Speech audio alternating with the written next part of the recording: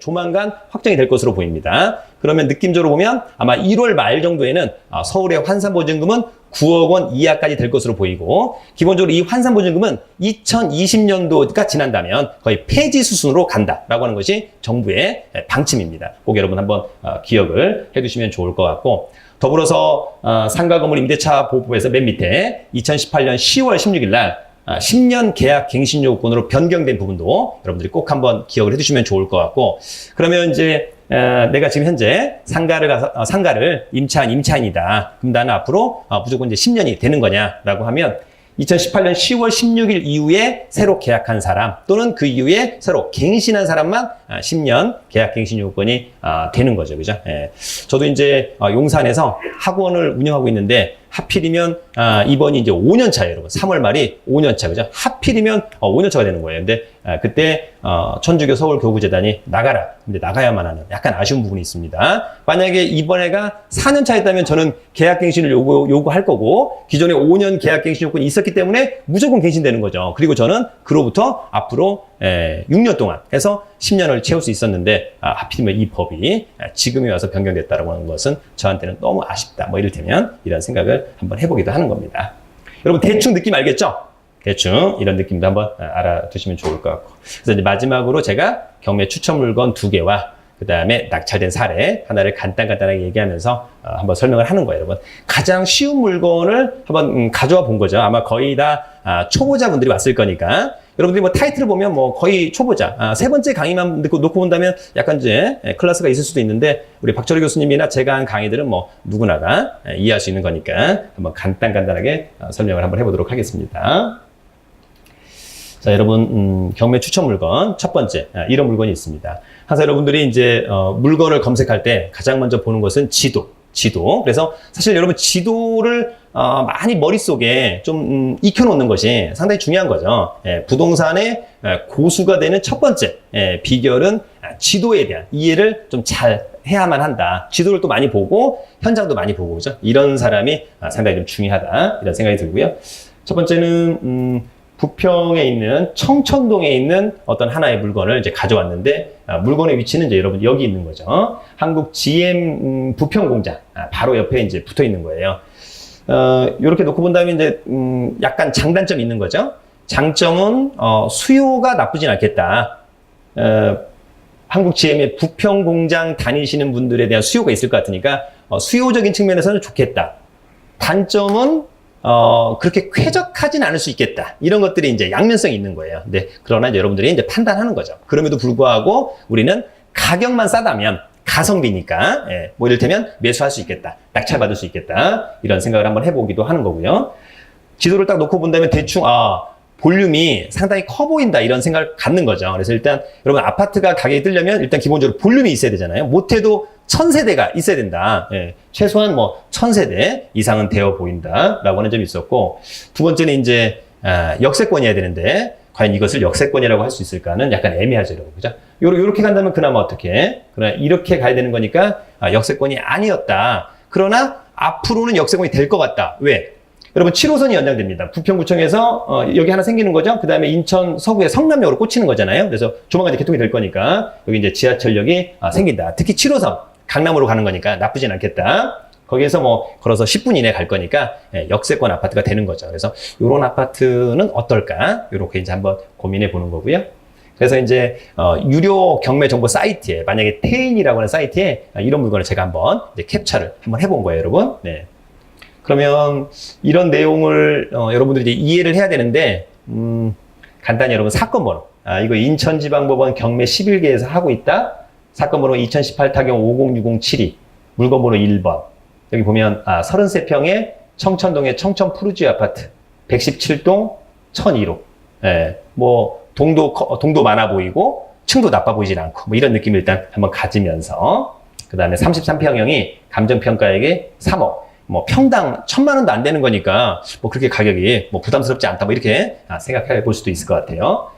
인천지방법원의 강점은 한번 유찰됐을 때 가격의 저감이 상당히 높은 편이다. 그래서 70%. 네, 그래서 이번 최저가는 2억 1천만 원.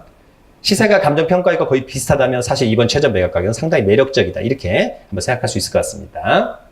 청구 금액은 1억 4,800인 거니까 요거는 이제 여러분 뭐 별거 아니지만 채권자가 채무자한테 경매 신청할 때 받아야 될 돈이 1억 4,800만 원 있었다는 얘기고요.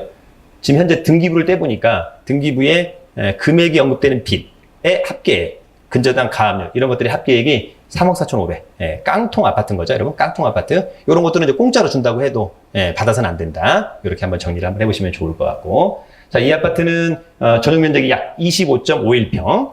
그런데 이제 토지 면적은 약 10.44. 우리가 여러분 통상 아파트의 전용 면적 대비 토지 면적이 반절이면 보통인데 대지권은 많지 않은 편이죠, 여러분. 그런 점에서는 약간 좀 아쉽다 이런 생각을 한번 해볼 수 있을 것 같습니다. 어쨌거나 여러분 오늘 강의를 듣고 야 나는 한번 입찰해보고 싶다. 그럼 어디로? 인천지방법원. 인천에 여러분 하익동이라는 동네에 있고요. 그 다음에 입찰 예정일이 1월 28일이에요. 그래서 기회가 된다면 여러분들이 신분증과 도장, 입찰 보증금 딱 정해져 있죠. 아까 최저가 10%, 2,100만 원 가지고 인천지방법원에 가서 2억 1천만 원 써서 낙찰 받으면 상당히 좋겠다. 이런 생각이 드는 거죠. 설마 저 금액에 어떻게 낙찰을 받냐? 제가 강의할 때 늘 얘기하지만 예전에 여러분 부천의 어떤 아파트가 감정가 3억, 그 다음에 한번 유찰돼서 2억 1천만 원. 저한테 강의만 3통이 온 거예요. 교수님, 저거를 낙찰받고 싶은데 정말 낙찰받고 싶다. 얼마면 될 것 같냐? 그래서 제가 2억 7,700. 또 어떤 친구한테는 그 다음 전화가 왔기 때문에 2억 7,800. 또 어떤 친구가 또 전화 왔기 때문에 2억 8,100. 그냥 제 멋대로 한번 얘기를 해준 거잖아요. 그죠? 예. 그런데 아이러니하게도 유찰됐어요, 여러분. 유찰. 예, 그래서 제가 분명히 3명 중에 2명한테 전화했죠. 야, 왜 안 갔냐 그랬더니 누군가가 너무 높게 낙찰을 받을 것 같아서 이 금액이면 별로 비전이 없었다라고 하는 건데 많은 사람들이 그렇게 생각한 거예요. 그래서 실제로 유찰됐어요. 그리고 다음에 낙찰은 2억 8,800이 됐죠, 여러분.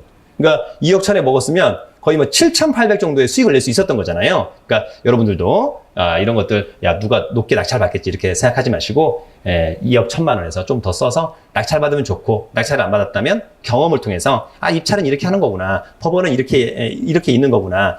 맨 앞에서 떠드는 저 사람은 집행관이구나. 뭐 이를테면 이런 것들을 한번 공부를 한번 해보는 거다. 상당히 중요한 부분이라고 보여집니다.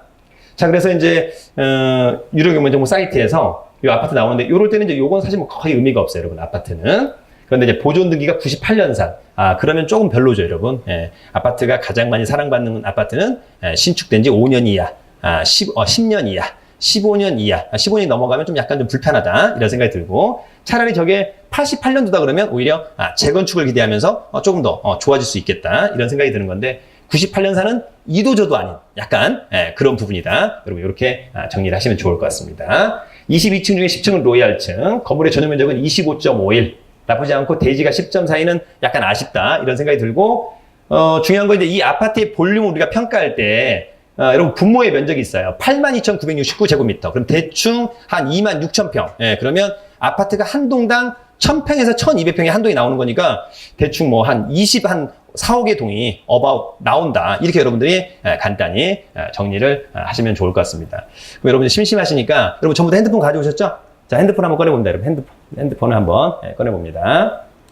자, 여러분 핸드폰에서 혹시 네이버 부동산 한번 들어가 볼까요? 여러분 네이버 부동산. 뭐 안 하셔도 상관없습니다, 여러분. 자, 핸드폰에서 네이버 부동산 한번 해보고 네이버 부동산에 들어가셔가지고 청천동의 청천 푸르지오 아파트. 그래서 현재 이 아파트의 가격이 얼마인지, 매물의 개수, 그 다음에 매도 호가 얼마인지를 한번 간단히 찾아보는. 여러분 이런 것들이 이제 처음 공부하는 거예요. 어떻습니까, 여러분? 나옵니까? 현재 시세가 얼마죠? 호가가? 청천동의 청천 푸르지오 아파트. 앞에는 대충 뭐 한 111 퍼 84.34제곱미터가 나와야 됩니다. 뒤에가. 그러면 대충 얼마요? 2억 7천.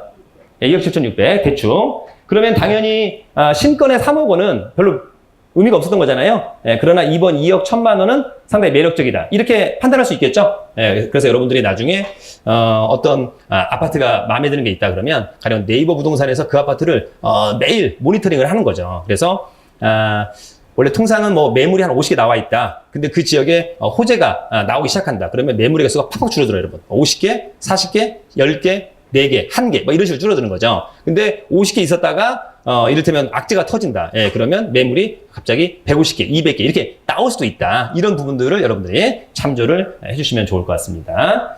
자, 이제 아까 말씀드린 것처럼 경매에서 소멸주의라고 하는 게 있는데 여기 이제 맨 위에 근저당권 이런 걸 우리가 이제 말소기준권이라고 하는 건데 낙찰되면 요거 포함해서 이게 다 없어져요, 여러분. 그래서 깨끗한 등기부, 임차인도 없으니까 다만 체납관리비 299,900원은 그냥 기본적으로 내가 다 떠난다는 전자에서 입찰하면 특별히 문제 없는 거니까 이번에 기회가 되신다면 한번 입찰에 한번 도전해 본다.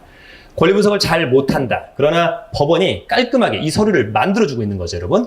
매각 물건 명세서라고 하는 게 있습니다. 그래서 요 서류에 보면 요게 이제 이 사건의 말소기준 권리, 특별히 떠나는 임차인 없고, 우리 아까 박철호 교수님께서 뭐 배당 요구 안 한 대항력인 임차인, 뭐 떠안거나 뭐 등등 이런 게 있는데 이 사람은 아예 아무것도 없기 때문에 전혀 그런 걸 고민할 필요도 없는 거죠. 커멘트가 전혀 없어요. 법원은 야, 이 사건은 전혀 문제 없으니까 너희들은 금액만 고민해서 낙찰을 받아 먹어라 이렇게 얘기해주고 있는 거예요. 여러분, 이거 법원이 만든 자료이기 때문에 가장 공신력 있는 자료입니다. 아까 태인이나 이런 뭐 여러 유료정보 사이트는 사실 뭐 참고 자료에 불과하지만 이 서류는 거의 100% 신뢰도 된다. 여기에 나중에 중대한 하자가 있으면 컴플레인 할 수 있다. 이렇게 여러분들 정리해 주시면 좋을 것 같습니다. 제가 이제 국토부 실거래가에서 과연 시세가 얼마인지 봤더니 최근에 뭐 2억 9,800, 2억 7천 3억 원까지 거래가 됐다가 2018년 12월 달에 갑자기 금액이 한 4천만 원 다운됐어요. 그죠? 이곳은 이제 한번 현장에 가서 왜 이렇게 많이 다운됐을까를 한번 체크해 보는 겁니다. 금액이 잘 올라왔었어요. 2억 7천, 2억 8천, 3억, 2억 9천, 3억, 2억 9천, 3억 1,600 했다가 갑자기 19층인데도 불구하고 2억 7,600으로 떨어진 어떤 저런 이유가 뭔지는 현장에 가서 체크를 하는 수밖에 없거나 다운 계약이거나 이를테면 여러분 이렇게 정리를 하시면 좋을 것 같습니다. 자, 다음은 경매 추천 물건 두 번째 간단히 정리합니다. 송도에 나와 있는 물건을 한번 가져와 본 거죠, 여러분. 여기서 송도가 멀지 않기 때문에 제가 송도의 물건을 한번 가져와 본 겁니다. 송도에서 비즈니스역으로 가장 좋은 역, 이를테면 이제 어떤 역이 주위에 이제 상권이나 이런 것들이 가장 좋으냐 그러면 테크노파크역이 사실은 송현아가 있잖아요, 여러분. 그죠? 송현아. 제가 송현아가 있다라고 하니까 예전에 어떤 분이 거기 송윤아가 살고 있나 이렇게 물어보더라고요. 여러분, 송현아는 송도 현대 프리미엄 아울렛을 줄여서 송현아라고 하고 있는 거니까 상당히 좋죠. 원래 인천 송도에서 가장 핵심적인 상권으로 발도두말 요구했던 역이 여러분 인천대 입구역입니다. 근데 아쉽게도 인천대 입구역이 개발을 하려고 했다가 거의 하고 있지 않는 거죠. 왜냐하면 인천대 입구역, 롯데 쇼핑몰, 롯데몰, 그 다음에 이랜드몰, 신세계몰 이렇게 하려고 했는데 지금 거의 공사를 하나도 하고 있지 않다. 그래서 여전히